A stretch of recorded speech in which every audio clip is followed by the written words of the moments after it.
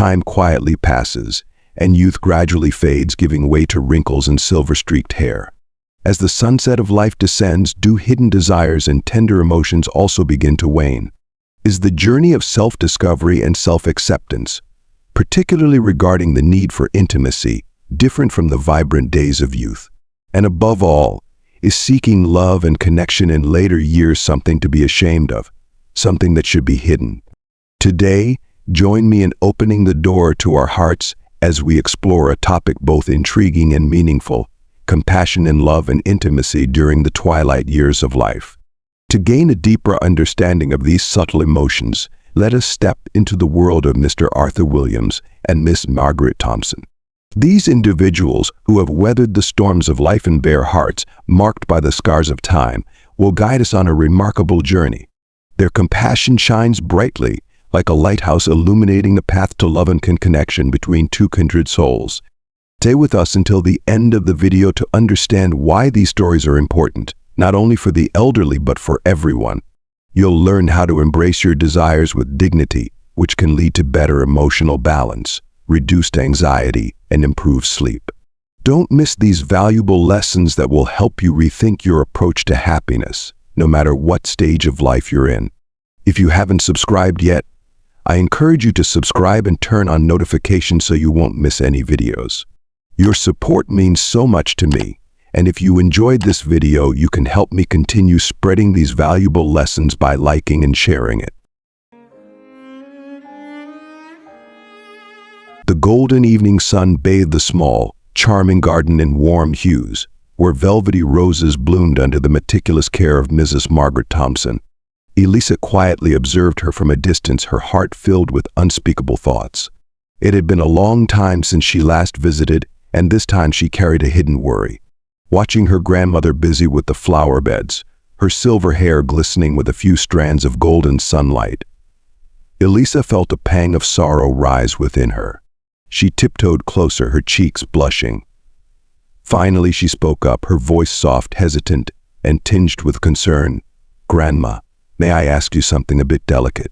How do you take care of yourself in your old age?" Mrs. Thompson smiled, her eyes crinkling with affection.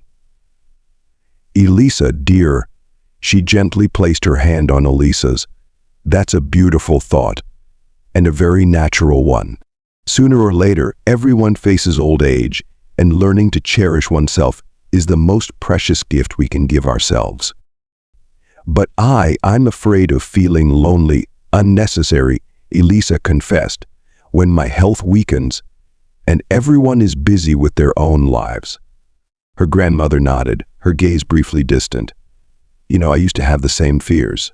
When my children left the nest one by one, I felt an overwhelming emptiness.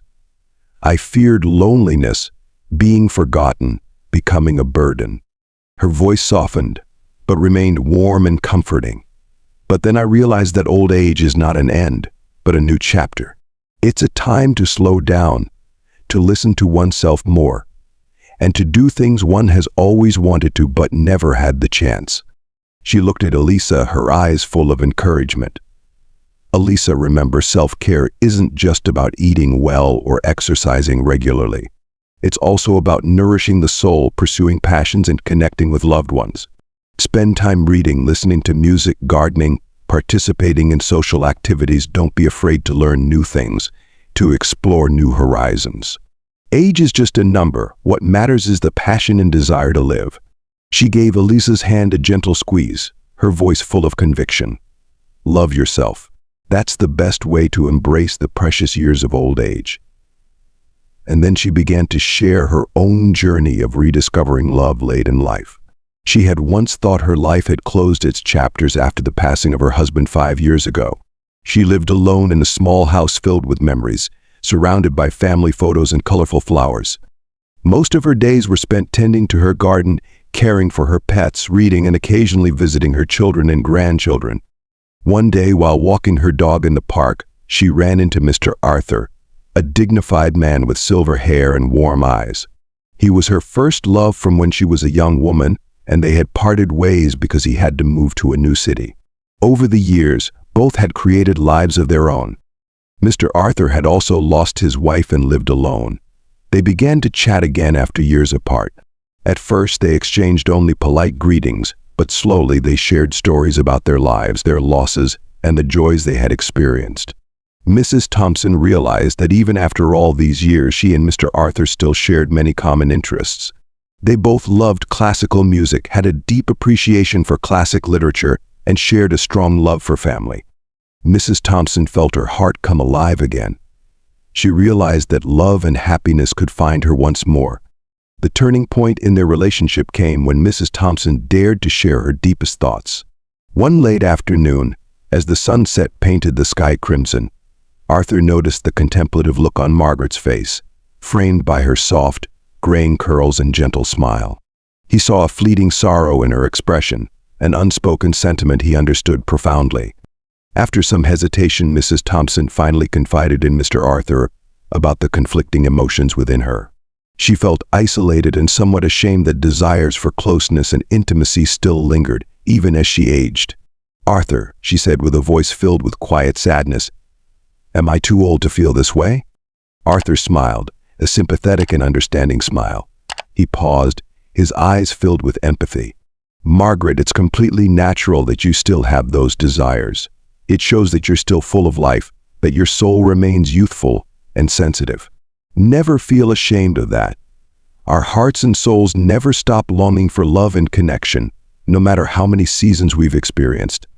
Arthur's words were like a gentle stream soothing Margaret's soul. She felt relieved, knowing she wasn't alone in these feelings. "Arthur," Margaret continued, "have you ever felt this way?" Arthur nodded, his gaze distant, as if recalling memories from the past. "After my wife passed, I lived in loneliness and emptiness. At first, I also felt embarrassed at the thought of seeking comfort for myself. But then I realized that it was a way to love myself, to reconnect with my own feelings and needs." Arthur shared with Margaret how he had overcome the prejudices and barriers of aging to find balance in his life again. He talked about rediscovering himself, learning to accept the changes in his body, and finding joy in simple things. Margaret found a deep sense of empathy in Arthur, feeling each of his words resonate within her, dissolving the loneliness in her heart. Old age, she realized, was not the end of love and passion, but a new door to explore and embrace different aspects of life. Their conversation stretched on until the sun began to sink behind the trees. They shared their thoughts, worries, and joys in life. Margaret felt lightened and empowered by Arthur's empathy and encouragement. She realized that she was not alone on this journey of self-discovery. However, beneath that serene appearance, a personal worry lingered in Margaret's mind. On the familiar park bench, she sighed and continued, "Arthur," she began, her voice tinged with concern, "I can't help but worry about my health and safety as I get older, especially living alone." Arthur looked at her with deep understanding. "I understand your worries, Margaret.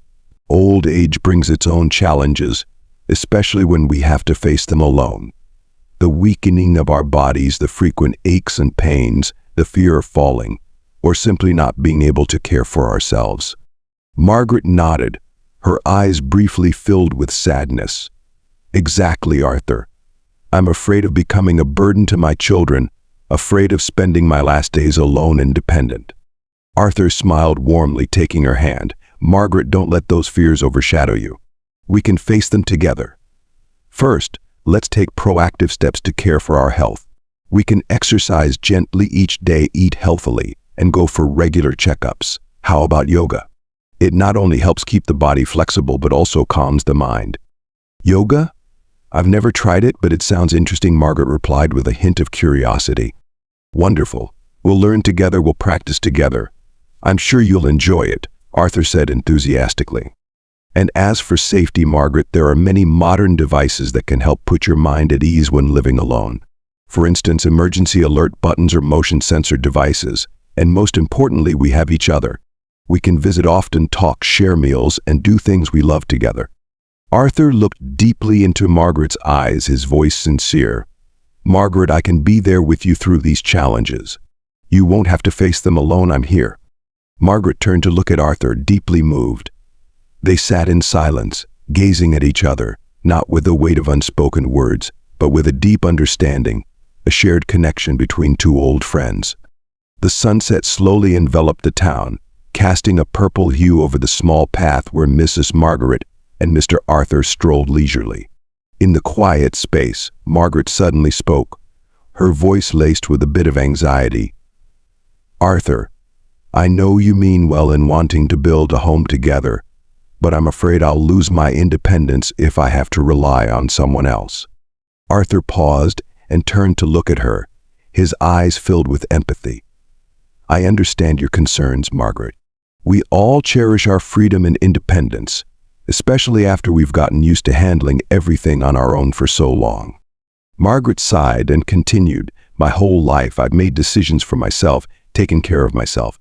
Now, the thought of relying on someone else, even you, makes me feel uneasy. I'm afraid of becoming a burden, of losing control over my own life." Arthur gently took her hand, his voice warm and soothing. "Margaret, caring for one another doesn't mean giving up independence.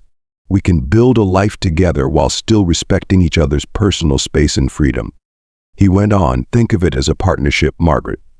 We'll share tasks, make decisions together, and support each other when needed. It doesn't mean complete dependence. You'll still have your own life, be able to pursue your interests, and freely do the things you want." Besides, Margaret, Arthur continued, "Independence is not only about doing everything alone. It's also about confidence, optimism, and the ability to adapt to life's changes. And I believe that with each other sharing joys and sorrows, you'll become even stronger and more independent." Arthur's words lit a warm light in Margaret's heart. She felt his sincerity, respect, and love for her. Her worries about losing independence began to fade, replaced by hope for a bright future with a kindred spirit. It was growing dark, and the streetlights cast a gentle glow on the road, illuminating the soft smiles on their faces. A light breeze brushed by, and Margaret shivered slightly. Arthur noticed immediately, and without hesitation, he draped his light jacket over her shoulders. The small gesture, filled with warmth, made Margaret feel a comforting tenderness. "You're very thoughtful, Arthur." Margaret smiled, her eyes sparkling with joy. "It's just a small gesture, Margaret," Arthur replied, his voice warm. "I'm so glad to have met you and to share these thoughts with you." They continued walking, the path seeming more familiar and comforting than ever. Under the dim lights, Arthur and Margaret fell into conversation, reminiscing about memories from the past. "It's incredible that we found each other again after so many years, isn't it, Margaret?"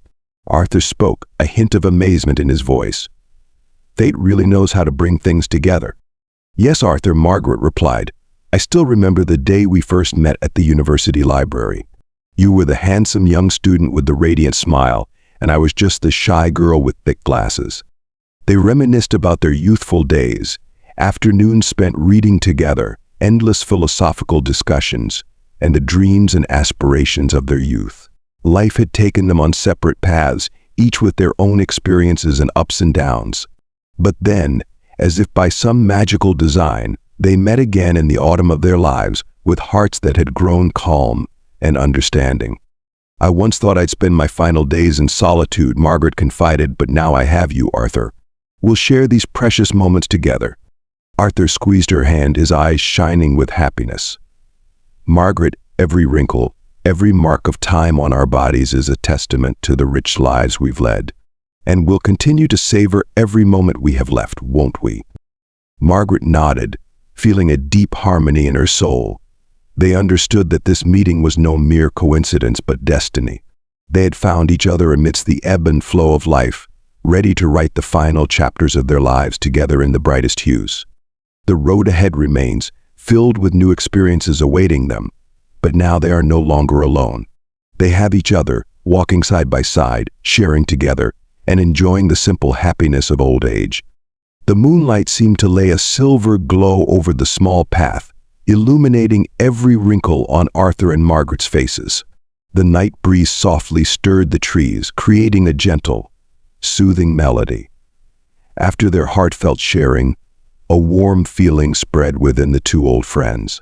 They realized that this fateful meeting was like a new turn in their lives, a path full of joy and understanding.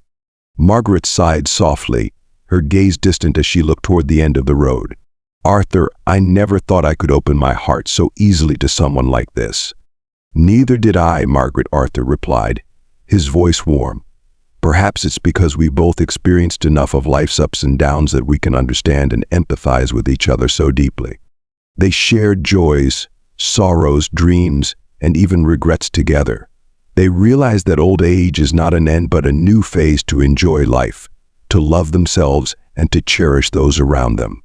"I used to fear old age, fear loneliness," Margaret confessed, "but now I'm no longer afraid, because I know I am not alone."